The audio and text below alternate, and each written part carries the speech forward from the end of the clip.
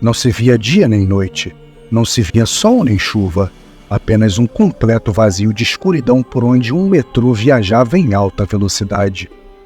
Dentro dele, 5 pessoas acordavam simultaneamente desnorteadas, mas antes que pudessem sequer se recompor, o nervosismo estampado no rosto de um logo tratou de trazer atenção para lhes fazer companhia. Enquanto o homem gritava batendo repetidamente na porta traseira com uma mão, ele apontava com a outra para mostrar aos demais o que estava acontecendo no outro vagão. Lá, uma cena aterrorizante se desenrolava. Pernas masculinas se debatiam no ar enquanto toda a parte superior de seu corpo já havia sido bruscamente puxada para fora através de uma janela despedaçada. Conforme ele ia sendo sugado, raízes negras tomavam conta do vidro da porta, bloqueando para sempre a visão daquele vagão. Não se ouviu nenhum som, mas testemunhar aquele evento apenas com seus olhos foi suficiente para alertá-los sobre o ambiente hostil no qual se encontravam. Eles tentaram se comunicar, mas o desespero de alguns só piorava a dificultosa interação onde 3 idiomas se misturavam. O homem que havia presenciado primeiro aquele evento assustador e um outro falavam japonês. Uma mulher de vestimentas sofisticadas falava espanhol. Um outro, de meia idade e porte atlético que trajava um uniforme militar, português.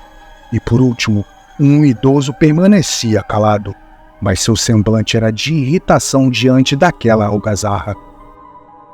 Depois de alguns minutos com uma comunicação bem limitada, que aconteceu graças à proximidade do português com o espanhol, o velho se pronunciou em inglês, sugerindo que tentassem conversar em seu idioma, que era amplamente falado pelo mundo.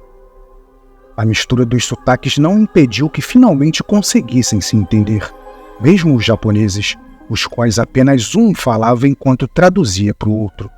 E foi assim que descobriram que a única coisa que tinham em comum era que nenhum deles se lembrava de como havia chegado ali.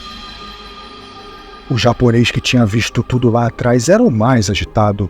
Ele repetia constantemente em falas incompreensíveis algo que transbordava desespero. E quando perguntaram o que ele havia dito e o outro traduzido para algo como "Eu quero ir para casa, nós vamos todos morrer aqui nesse vagão", a mulher se irritou e aos gritos ordenou que ele se recompusesse e se comportasse como homem. Uma briga se iniciou e enquanto o outro japonês apoiava seu conterrâneo após traduzir as ofensas para ele, e o militar tentava interromper o embate amistosamente, o idoso reclamava indignado sem parar do escândalo infantil que estavam fazendo. Mas nada disso amenizou a situação. A mulher continuou tentando humilhar o homem assustado e não demorou para que todos percebessem o ar de superioridade que ela esbanjava. Arrogante, prepotente e cheia de si, ela só parou com as injúrias quando o outro japonês a ofendeu devido às condições que seus olhos apresentavam. Um deles tinha uma pupila extremamente dilatada enquanto a outra era absurdamente retraída. Foi no instante em que um silêncio constrangedor se instalou ali que cada um notou uma peculiaridade no outro. Além dos olhos da mulher, o militar de meia-idade coçava demais sua perna esquerda. O idoso tossia demais. E os japoneses, um sentia uma dor acentuada nas costas e o outro estava sempre reclamando de dor estomacal. Embora os ânimos tenham se acalmado, ela continuou retrucando afastada do grupo em sua língua nativa. "Idiota! Só porque aconteceu lá, e nem sabemos que é real. Ele acha que vamos..." Antes que ela pudesse concluir, no entanto, todo o vagão foi subitamente tomado por aflição quando seu corpo começou a ser suspenso inexplicavelmente no ar e arremessado violentamente contra o vidro, quebrando-o com uma força sobre-humana como se uma forma invisível tivesse puxando ela para fora impiedosamente. Enquanto isso, ela se debatia descontroladamente tentando se soltar à medida que lutava com uma figura medonha que parecia ter vindo de fora do vagão.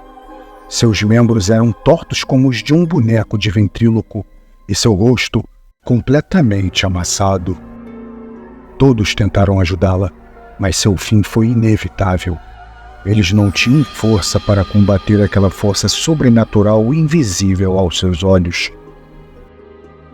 O silêncio pairou por alguns minutos no recinto, e agora em 4, os outros 3 se aproximaram do nervosismo do primeiro japonês, percebendo que o mal espreitava aquele veículo subterrâneo. O militar, então, mesmo com dificuldade devido à sua coceira intensa na perna esquerda, subiu no banco e olhou pelo espaço que a janela estilhaçada tinha proporcionado.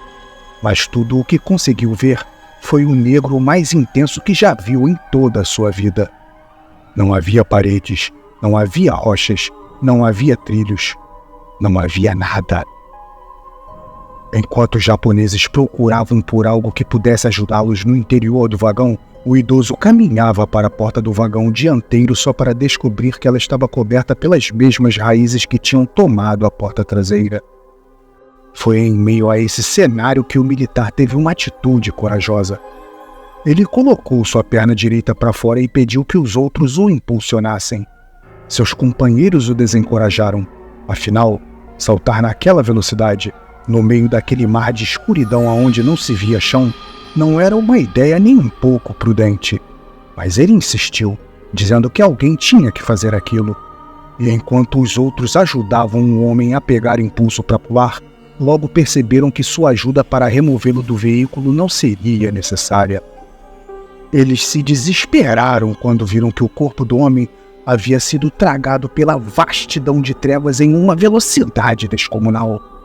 Como ele se encontrava em uma posição desfavorável, foi praticamente impossível lutar contra aquilo, que apesar dos outros 3 não verem, ele teve um breve vislumbre antes de ser sugado completamente. Para seus olhos, foi um ser totalmente coberto pelo sangue que jorrava de um enorme buraco em seu rosto, que o arrastou para os confins daquele vácuo tenebroso. Naquele ponto, o desespero já havia se tornado o protagonista daquela história. Os japoneses já choravam de medo, aterrorizados pelo fim que logo teriam.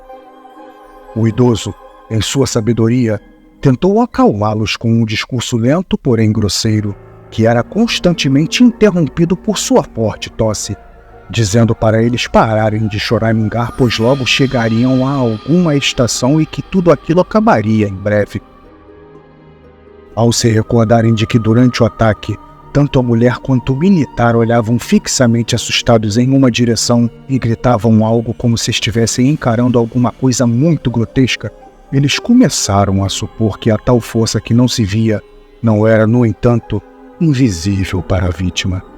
E conforme tentavam chegar a mais conclusões, o velho, assim como os 2 primeiros, foi violentamente atacado por uma influência oculta para os japoneses, mas bem nítida para ele. Era a forma de uma menina com a pele totalmente dominada por roxidão e inchaço que tentava arrebatá-lo. Enquanto resistia inutilmente, ele trouxe uma revelação à tona que chocou os japoneses. Você! Me solte! Você não é real! Eu te matei! Você devia estar no inferno! Essa foi a última coisa que ouviram do idoso antes de ele desaparecer nas profundezas negras do ambiente exterior que os rodeava. Os 2 conterrâneos da Terra do Sol Nascente, totalmente abalados, se abraçaram aos prantos enquanto faziam promessas e pedidos desesperados a qualquer tipo de espírito que pudesse ouvi-los. Eles logo foram respondidos, mas não por um que veio para socorrê-los. A imagem de uma mulher comum se mostrava no meio do vagão.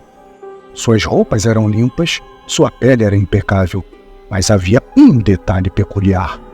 Abaixo de seu pescoço, à esquerda, estava fincada a mais da metade de uma grande lâmina de um facão, que abria uma enorme ferida coberta por sangue, trazendo assim um contraste violento que quebrava toda a normalidade de sua aparência. Eles olhavam em direção à mulher e depois se encaravam repetidamente. Foi nesse ciclo, que durou apenas poucos segundos, que perceberam que ambos eram capazes de ver aquele ser apavorante. Quando um deles se ajoelhou pedindo por clemência, o outro entrou em estado de choque e o alertou sobre aquela ferida.